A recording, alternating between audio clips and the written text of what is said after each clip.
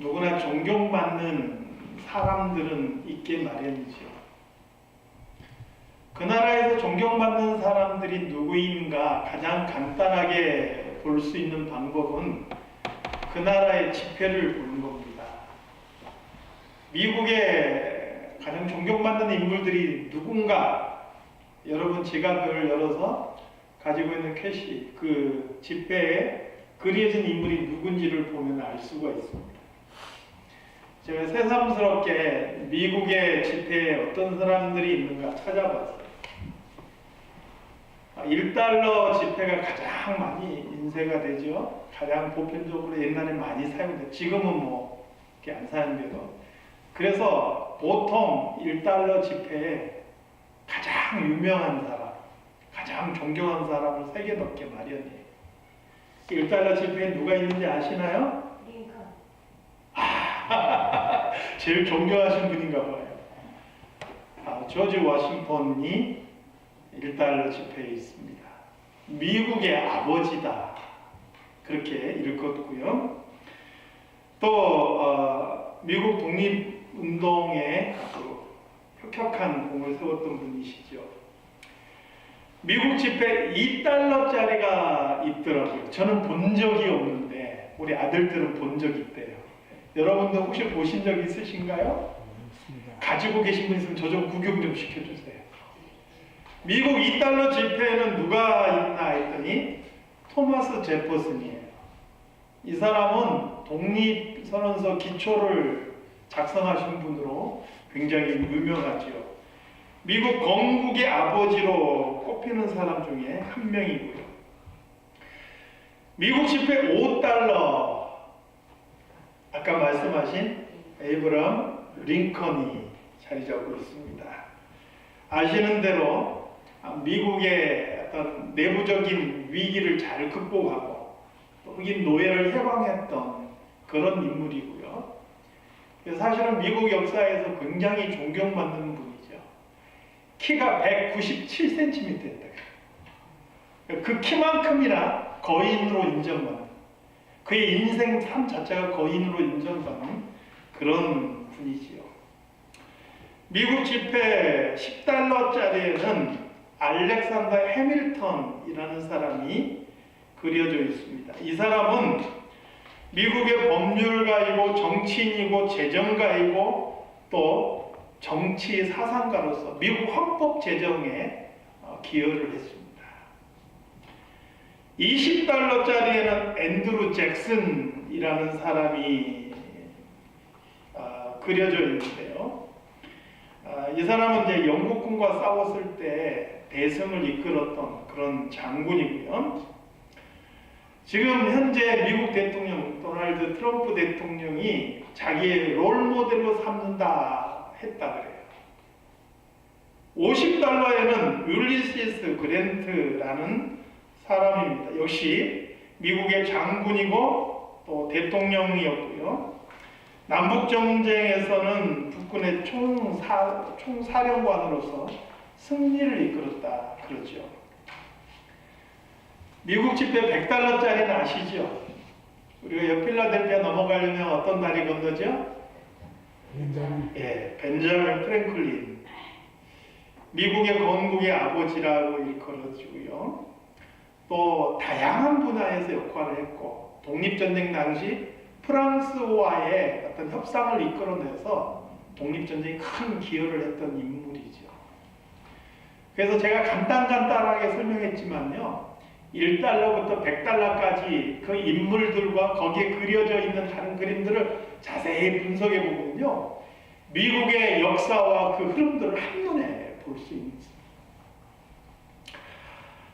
자, 그러면 우리 성경으로 돌아와서 성경의 어떤 흐름을 한 번에 꿰뚫을 수 있는 성경을 대표할 만한 인물들도 있겠지요. 저는 성경을 대표할 만한 인물을 3사람을 꼽으라 그러면, 물론 이건 다 개인 차이가 있어요. 이건 제 견해입니다. 3 인물을 꼽으라 그러면 첫 번째로 저는 아브라함을 꼽겠어요. 이 아브라함은 하나님께서 그 구원의 역사를 위해서 최초로 구별해서 세운 인물이에요. 이스라엘뿐만 아니라 모든 믿음 안에 있는 사람들의 조상으로 세워진 분이에요.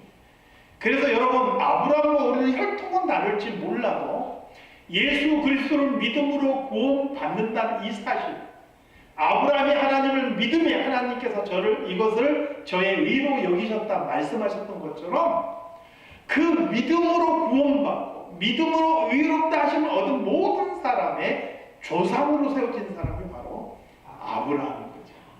우리 믿음, 우리 신앙의 조상은 아브라함입니다. 두 번째 사람은 이제 모세라는 사람이죠. 하나님께서는 이 모세를 통해서 율법을 주셨고, 이 율법은 우리에게 구원에 이르게 할 수는 없지만 우리가 죄인임을 깨닫게 해주고 또 우리를 예수 그리스도에게로 인도해주는 굉장히 중요한 역할을 하는 것이고, 오늘날 우리 성도들이 율법을 지킴으로 구원받는 것은 아니지만 구원받은 성도이기 때문에 율법을 지켜야 돼요. 우리 삶의 어떤 지표가 되는 중요한 의미를 가지기 바로 율법이에요. 이 율법을 모세를 통해서 주셨죠. 그는 하나님과 백성들 사이에 선 중보자로서 예수 그리스도의 모형이 되게 돼요. 신명기 34장에 보니까요, 그 후에 다시는 이스라엘 모세와 같은 선지자가 일어나지 못하였습니다. 저는 하나님께서 대면하여 본 자요, 이렇게 기록하고 있어요. 대단한 사람이죠. 성경의 역사에 큰 획을 그었던 인물이죠. 세 번째 인물, 이제 마지막으로 세 번째 인물을 꼽으라 그러면 바로 다윗이라는 사람을 꼽아요. 여호수아도 대단한 인물이고요. 엘리야도 대단한 인물 많은데 세 명만 꼽아야 되니까요. 저는 다윗을 꼽겠어요. 물론 인간 세상에 완전한 것은 없지만 하나님께서 다스리는 하나님의 나라, 그 모형과 그림자가 되는 그런 위대한 나라를 세운 인물이 바로 다윗이기 때문에 그래요.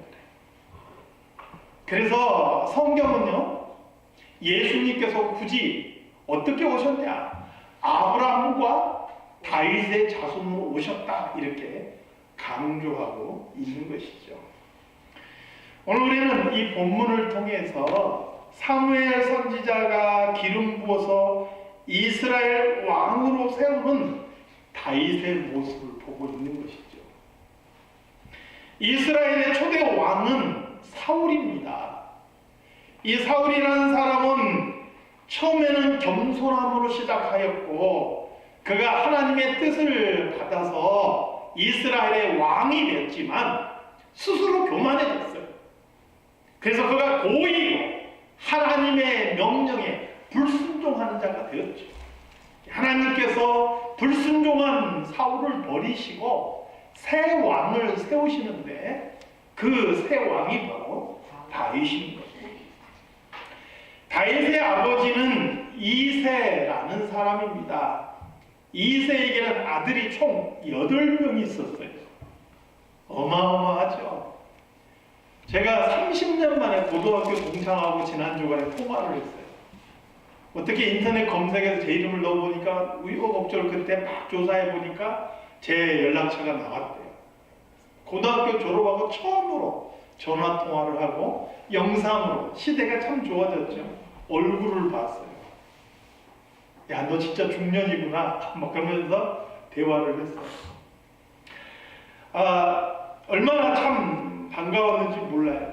근데 그 친구한테 야, 나 애가 5이다 그랬더니 놀래 자빠져요. 애가 5이란 말에 그냥 놀래 자빠져요. 그런데 이새는 5이 아니면 몇이요? 아들만 8명. 아들만 8명. 물론 다른 성경 기록에 보니까요, 다윗을 7번째 아들로 소개해요. 이 차이가 어디서 왔는가 했을 때 학자들은 다윗의 형들 중에 한 명이 일찍 죽었을 것이라고 추측을 해요. 그래서 그냥 다윗을 7째 아들로 소개하는데 실제로 기록에 보면 다윗은 이제 8번째 아들인 것이죠. 다윗의 형들이 7명이나 있는데 이 7의 형들이 대단한 사람들이에요. 인물이 훤출하고 잘생겼어요. 능력이 탁월해요. 그래서 그 아버지의 마음속에도 이 아들들을 보면 흡족한 것이죠. 얼마나 이 아들들이 대단했는지 큰아들 엘리압을 딱 보는데 오늘 본문에 보니까 사무엘이 어떻게 판단해요? 이스라엘의 영적인 지도자예요. 하나님의 뜻을 받아서 새로운 왕을 세우기로 한 이 사무엘조차도요. 첫째 아들 엘리압을 딱 봤을 때 우와 진짜 멋있구나. 이거 보니까 하나님께서 왕으로 세우기로 한 사람이 바로 여기 있었네. 그리고 그냥 기름 부으려고 하나님께서 쏙 하고 말리시죠. 얼마나 멋있었고 얼마나 매력적이었는지 우리가 상상이 되는 것이죠. 그 형들이 이렇게 탁월하기 때문에 또 그 형들이 이렇게 아버지의 마음에 꽉 차 있기 때문에 맨 마지막 8번째로 태어나는 아들, 아직 어린 소년 다윗, 이 다윗에 대한 아버지의 기대는 그렇게 없었다는 거예요. 생각해 보십시오. 이 아버지 이새가 다윗에게 어떤 일을 맡겼나요? 오늘 본문에 보니까 형들이 지금 왕이 되냐 마냐 사무엘 앞에서 지금 면접 보고 있는 이 상황에서 다윗은 양을 지키고 있었다 하는 거예요. 여러분 3D 업종이라는 거 들어보셨나요? 사람들이 기피하는 직업 3가지 3D라고 해요. difficult, 힘들고 어려운 일들, 또 dirty, 더러운 일들, dangerous, 위험한 일, 이 3가지를 기피하는 거예요. 그런데 지금 다윗이 하는 이 양치기 일이라는 것은 이 3가지를 다 가지고 있는 일이었어요. 양을 치려면요, 양이 먹을 풀을 따라서 들을 떠돌아야 돼요. 밤이면 양치기에서 양 틈에 섞여서 양과 함께 잠을 자야 돼요. 때로는 양 오물의 범벅이 될 수도 있고 그것을 채워야 되기도 해요.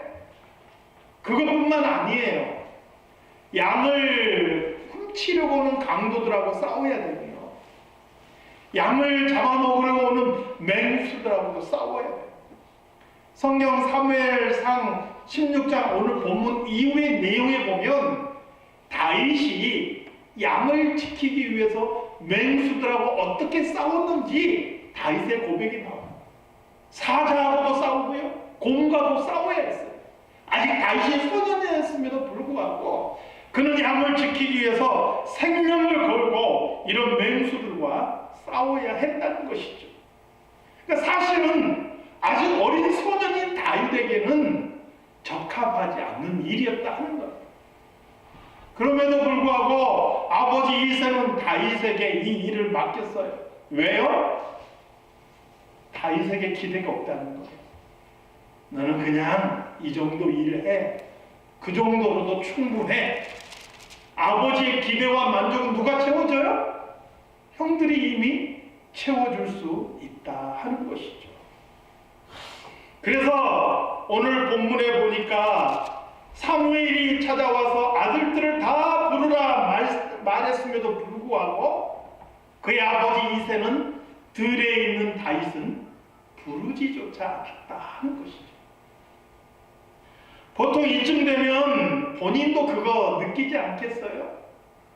그리고 아버지에 대해서 반항도 하고 삐딱하게 좀 다른 길을 가고자 하는, 더더군다나 청소년 예민한 시기를 보내면서 그렇게 좀 삐딱선 타는 그런 사람 되지 않겠느냐 하는 거예요.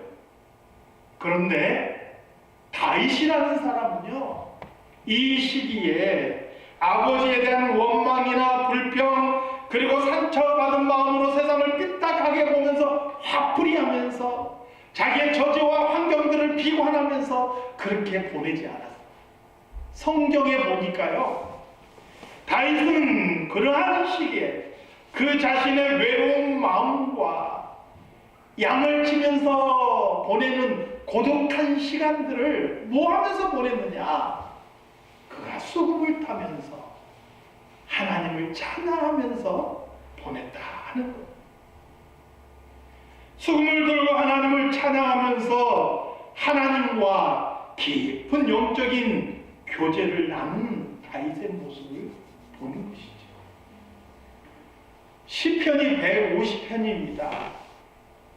그 중에서 다윗이 쓴 시로 기록된 게 73편이에요.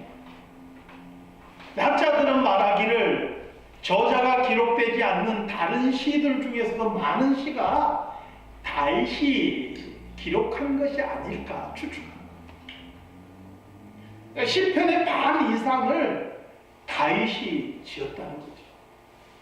그 영감 있고 하나님과 관계 속에서 그 하나님을 향한 믿음과 사랑과 신앙을 토로하는 그 시가 그냥 거저 나온 게 아니라 그 외롭고 힘든 소외받은 그러한 시기 동안에 오히려 그 마음을 하나님과 깊은 교제로서 찬양하며 하나님과 교제하는 중에 그의 그런 영감 어린 시가 나오게 되었다 하는 것이죠.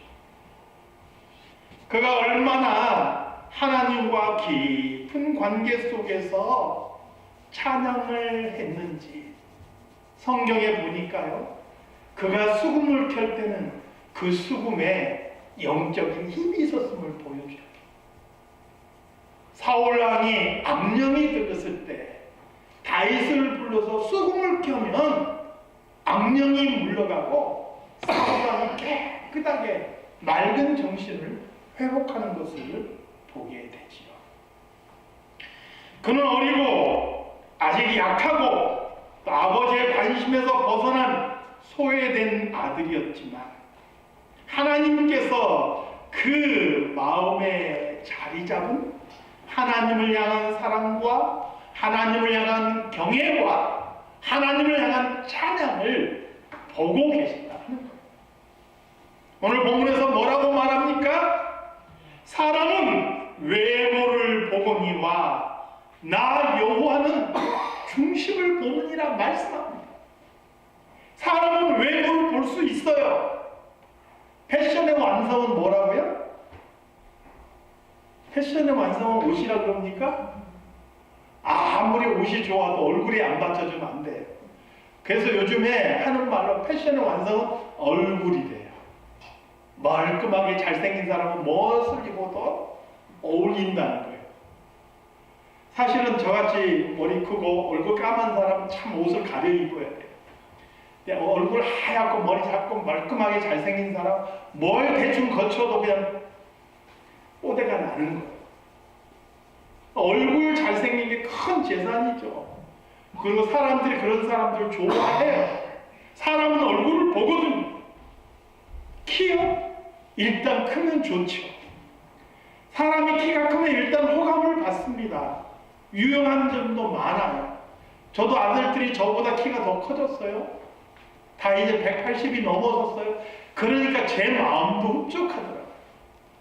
기본적으로 키가 크면 사람들의 호감을 이끌어낼 수가 있겠죠. 좋은 학력, 좋은 직업, 가지고 있는 능력, 그 사람의 배경, 이러한 모든 것들이 사람들에게는 매우 중요하게 여겨져요.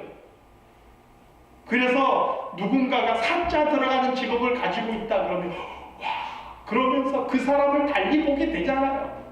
그게 사람의 기준이에요. 그런데 하나님께서는 무엇을 보신다고요? 그 사람의 배경이나 그 사람의 외모나 그 사람의 키나 그 사람의 능력을 보시는 것이 아니고 그 사람의 마음의 중심을 보신다. 그 사람의 영혼을 보시고 그 사람의 영적인 상태를 보신다는 거예요. 아무리 그가 탁월하다 할지라도 그 안에 악이 가득 차 있고 그 안에 하나님을 경외하는 마음이 없다. 하나님께서 그를 버리십니다. 야곱의 12아들 중에서 르우벤이라는 사람이 있습니다. 그는 야곱의 장자예요. 위강초등하고 능력이 탁월하다 이렇게 성경이 기록하고 있어요. 그는 탁월하지만 하나님께서 그를 버리셨어요. 왜요? 그가 아비의 침상을 더럽혔는데, 뛰어난 사람이고 탁월한 사람이었지만 자신을 다스리지 못하고 정욕에 끓는 듯한 그러한 욕망을 다스리지 못하고 죄를 지었기 때문에 하나님께서 그를 버리셨다. 성경은 기록하고 있는 것이죠. 사람이 탁월하고 뛰어나다 할지라도 중심을 보시는 하나님께서는 그 사람의 마음에, 그 사람의 영혼에 무엇을 품고 있느냐, 그것을 보신다 하는 것이죠. 사랑하는 성도 여러분, 지금 하나님께서 나를 보셨을 때 내 외모와 내 환경과 내 조건과 관계없이 내 마음을 보시고 내 중심을 보실 때 뭐라고 말씀하실까? 우리 스스로의 모습도 한번 돌아볼 수 있기를 소망합니다. 혹시 스스로 만족하신 분이 계실지 모르겠어요. 그런 분을 위해서 잠언 16장 2절의 말씀을 들려드리겠습니다. 사람의 행위가 자기가 보기에는 모두 깨끗하여도 여호와는 심령을 감찰하시니. 내가 나를 보고 판단할 게 아닌 거예요. 하나님께서 나를 보고 판단하시니. 그런데 내가 나를 보고 판단하는 콩깍지가 낄 수 있어요. 내가 보면 오면 쓰고 내가 하면 오면 쓰고 남이 하면 불륜이라 말한 것처럼 내가 나를 볼 때는 콩깍지가 끼어서 잘 못 볼 수 있어요, 내 허물을. 그러나 하나님께서는 우리의 심령을 감찰하십니다. 내가 모르는 내 모습까지 다 뚫어보고 계십니다. 그 하나님께서 나를 어떻게 보실까? 두렵고 떨리는 마음으로 나를 돌아보는 우리의 모습이 필요하다는 거예요. 우리의 중심을 보시는 하나님께서 우리를 보실 때, 그래, 너 내 마음에 딱 맞는구나, 이렇게 판단하실 만한 믿음의 성도들이 다 되시기를 바랍니다. 사도행전 13장 22절 말씀에서 사도 바울은 이런 다윗을 놓고 어떻게 말하느냐? 다윗을 왕으로 세우시고 증언하여 이르시되, 내가 이새의 아들 다윗을 만나니 내 마음에 맞는 사람이라, 내 뜻을 다 이루리라. 그렇게 말씀하셨다. 아버지의 기대에서는 벗어나 있는 사람이에요. 이건 뭐 제가 뭘 할 수 있겠어, 이렇게 보여지는 아들이었어요. 그러나 하나님께서는 그 마음에 불타는 하나님을 향한 사랑과 하나님을 경외하는 마음을 알고 계셨어요. 그래서 이새 아들 다윗을 만나면, 그래, 너 내 마음에 딱 맞는구나, 너를 통해서 내 뜻을 이룰게. 하나님의 구원의 역사를 다윗을 통해서 이루어 가셨다. 사랑하는 성도 여러분, 하나님의 마음에 딱 맞는 성도로서 하나님의 역사를 이루어가는데 쓰임받는 귀한 일꾼들이 다 되시기를 주님의 이름으로 축원합니다. 오늘 본문을 통해서 마지막으로 한 가지 더 살펴보고 싶은 부분이 있습니다.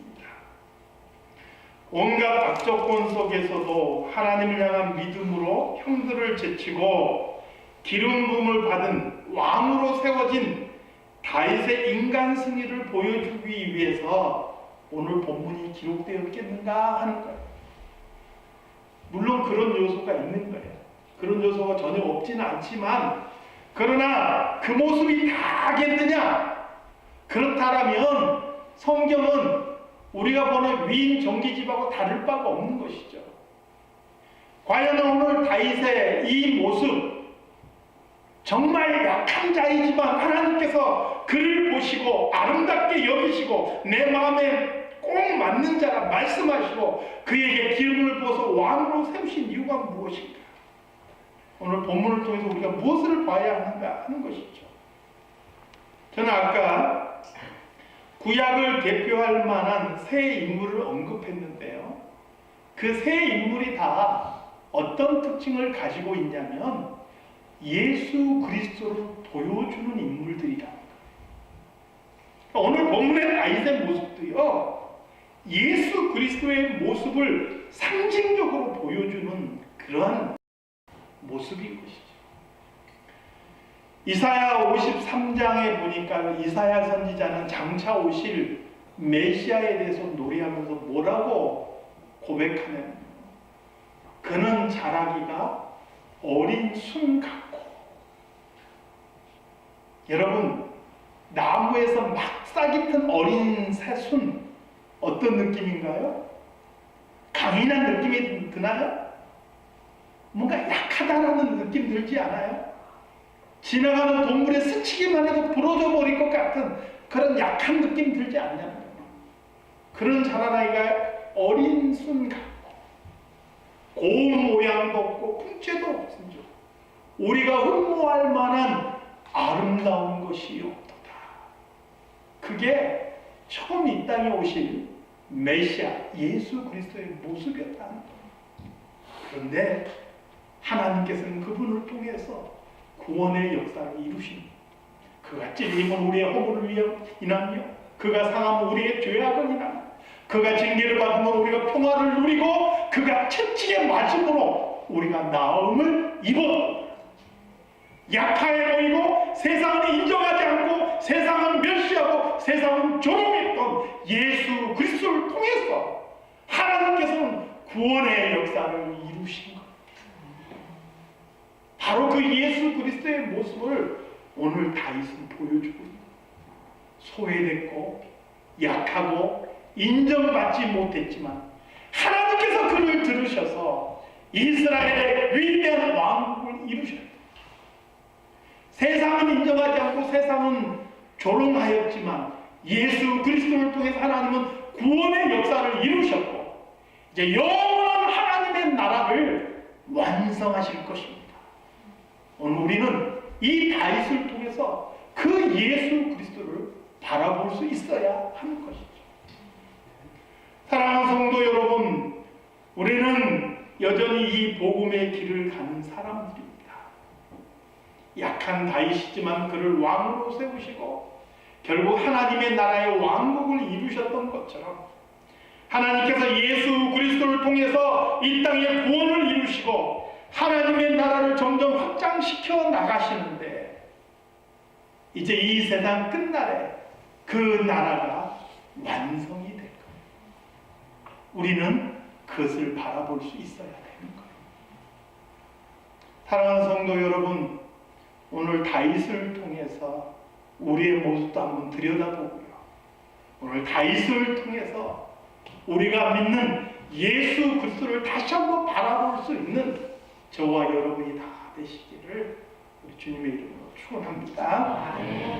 하나님 아버지, 오늘 다윗을 통해서 내 마음, 내 중심을 다시 한번 들여다볼 수 있는 저희들이 되게 하여 주시옵소서. 오늘 다윗을 통해서 우리 믿음의 주여, 우리를 온전케 하시는 이인 예수 그리스도를 다시 한번 바라볼 수 있게 하여 주시옵소서.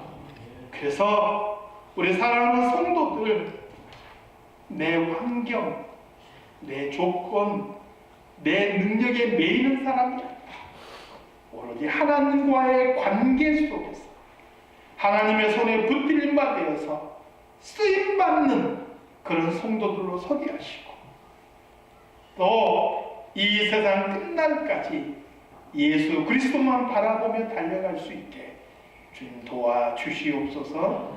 예수님의 이름으로 기도드리옵나이다.